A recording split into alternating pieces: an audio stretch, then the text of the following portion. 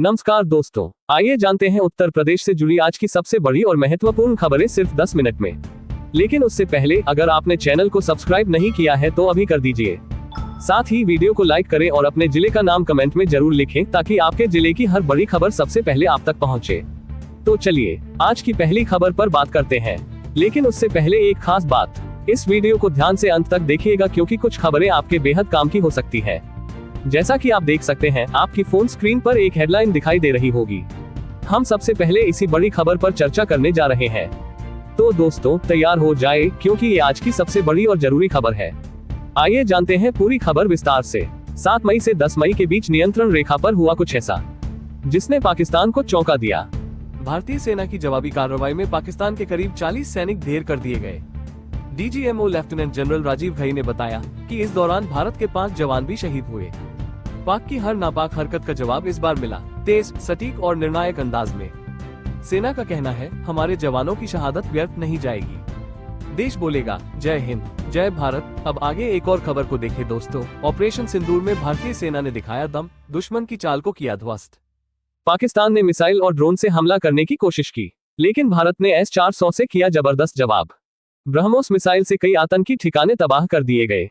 सेना का साफ कहना है, हर वार सिर्फ आतंकी ठिकानों पर था। अब पाकिस्तान को समझ आ गया होगा कि भारत चुप नहीं बैठेगा। हम तैयार हैं हर चुनौती का जवाब देने के लिए। अब इधर देखिए, अगली खबर आ रही है। आईपीएल के बचे मुकाबलों पर बड़ा ऐलान। तनाव के चलते रुके 16 मैच अब हो सकते हैं बेंगलुरु, चेन्नई और हैदराबाद में। अगर हालात सामान्य रहे तो आईपीएल मई में ही दोबारा शुरू हो सकता है। बीसीसीआई को अभी सरकार की मंजूरी का इंतजार है। फ्रेंचाइजी चाहती है टूर्नामेंट जल्द निपट जाए, वरना देरी से बिगड़ जाएगा पूरा शेड्यूल। चलिए इसी के साथ देखते हैं अगली खबर को। लेकिन सबसे बड़ी चुनौती है विदेशी खिलाड़ियों की वापसी। जैसे ही तनाव बढ़ा, ऑस्ट्रेलिया और इंग्लैंड के खिलाड़ी भारत छोड़ने लगे। बीसीसीआई के लिए अब वक्त कम है और काम बढ़ा। अगर टूर्नामेंट 25 मई तक नहीं शुरू हुआ तो खिलाड़ी मिलना मुश्किल हो जाएगा। क्योंकि जून से शुरू हो रही है इंटरनेशनल सीरीज, बीसीसीआई को अब हर फैसला बहुत सोच समझ कर लेना होगा। अब आगे एक और खबर को देखें दोस्तों। उत्तर प्रदेश में पैतृक संपत्ति बंटवारे पर योगी सरकार का बड़ा फैसला। अब परिवार के बीच संपत्ति बांटने पर सिर्फ 5,000 रुपये देना होगा स्टाम्प शुल्क। रजिस्ट्रेशन फीस भी इतनी ही होगी, यानी ज्यादा बोझ नहीं। सीएम योगी ने स्टाम्प और पंजीकरण को पूरी तरह ऑनलाइन करने का आदेश दिया है। डिजिलॉकर से मिलेगा सारा डिजिटल रिकॉर्ड, अब नहीं लगेंगे दफ्तरों के चक्कर। अब इधर देखिए, अगली खबर आ रही है और ग्रामीण इलाकों को मिली एक और सौगात। यूपी के 13 जिलों में 16 नए सीएचसी बनकर तैयार हो गए हैं। अब पीलीभीत, प्रयागराज, मेरठ और बरेली के गांवों में मिलेगा शहर जैसा इलाज।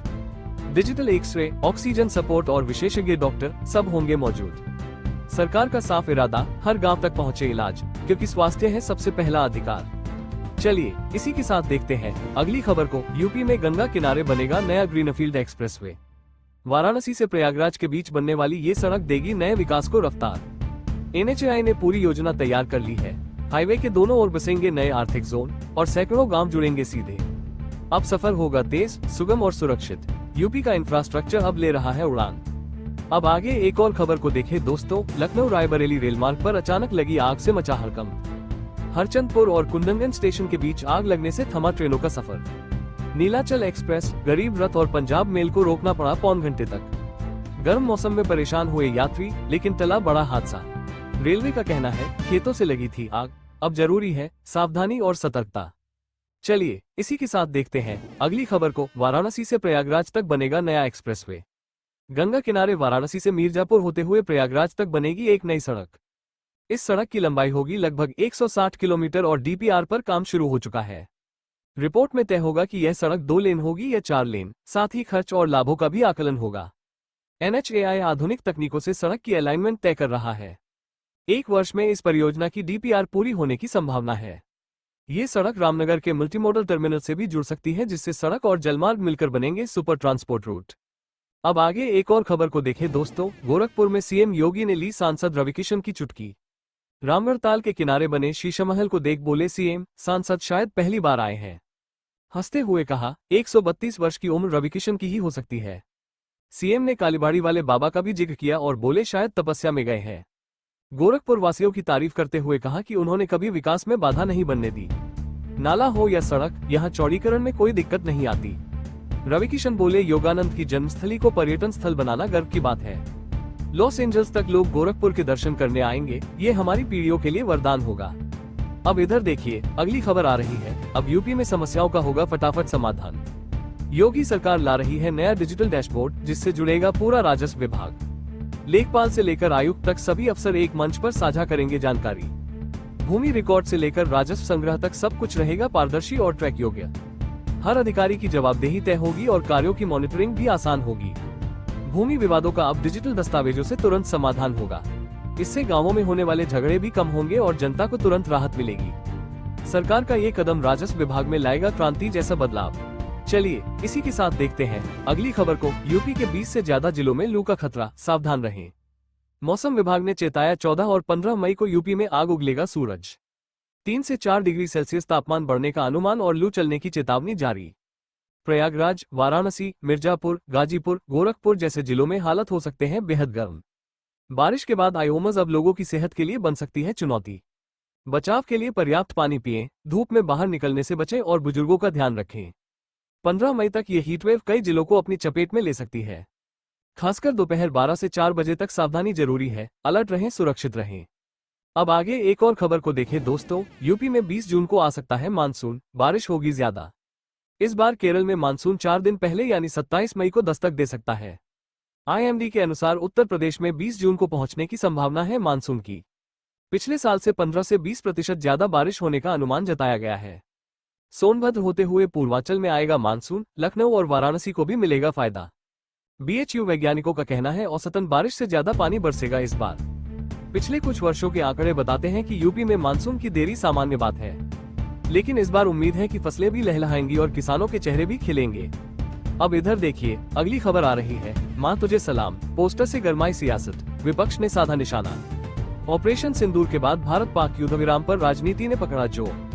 कांग्रेस ने पटना में लगाए पोस्टर, हर कोई इंदिरा गांधी नहीं हो सकता। प्रधानमंत्री मोदी के फैसले पर विपक्ष ने उठाए सवाल, बोले पाकिस्तान को मिलना चाहिए था कड़ा जवाब। हालांकि सेना सतर्क है और सीमा पर निगरानी जारी है। पहलगाम हमले के बाद एकजुट दिखने वाला विपक्ष अब आलोचनात्मक रुख में आ गया है। पोस्टर पॉलिटिक्स ने इंदिरा बनाम मोदी की तुलना को फिर से खड़ा कर दिया है। क्या ये युद्धविराम सही समय पर लिया गया फैसला था? चर्चा अभी जारी है। चलिए इसी के साथ देखते हैं अगली खबर को। 3 से 6 वर्ष के बच्चों को मिलेगा पौष्टिक आहार, सीएम योगी का बड़ा कदम। सिर्फ आकांक्षात्मक नहीं, अब यूपी के सभी जिलों में बच्चों को मिलेगा 400 कैलोरी का आहार। मुख्यमंत्री सुपोषण अभियान के तहत मिलेगा 15 से 20 ग्राम प्रोटीन युक्त स्वल्पाहार। दैनिक खर्च होगा 44 रुपये प्रति बच्चा और कुल बजट रखा गया है 254 करोड़ रुपये से ज्यादा। प्रदेश में 11 लाख से अधिक बच्चों को चिन्हित किया गया है इस योजना के तहत। सीएम योगी ने बाल कुपोषण मिटाने के लिए इसे बताया मिशन मोड पर चलने वाला प्रोजेक्ट। बच्चों में दिख रहा है सकारात्मक असर, वजन और स्वास्थ्य में आया है सुधार। यह अभियान बच्चों की नींव मजबूत करेगा और राज्य को स्वस्थ भविष्य देगा। चलिए इसी के साथ देखते हैं अगली खबर को। सरकार ने बड़ा फैसला लेते हुए कुछ राज्यों के पेट्रोल पंपों पर डिजिटल पेमेंट पर रोक लगा दी है और अब वहां केवल नकद भुगतान ही स्वीकार किया जाएगा। यह नियम खासकर उन इलाकों में लागू किया गया है जहां नेटवर्क की दिक्कतें हैं या फ्रॉड की घटनाएं बढ़ रही हैं। सरकार का कहना है कि यह कदम सुरक्षा और लेनदेन की पारदर्शिता को मजबूत करने के लिए उठाया गया है। डिजिटल लेनदेन की अस्थायी बंदी से कुछ लोगों को असुविधा हो सकती है, लेकिन प्रशासन इसे जरूरी मान रहा है। फिलहाल यह व्यवस्था अस्थायी है और हालात की समीक्षा के बाद इसमें बदलाव किया जा सकता है।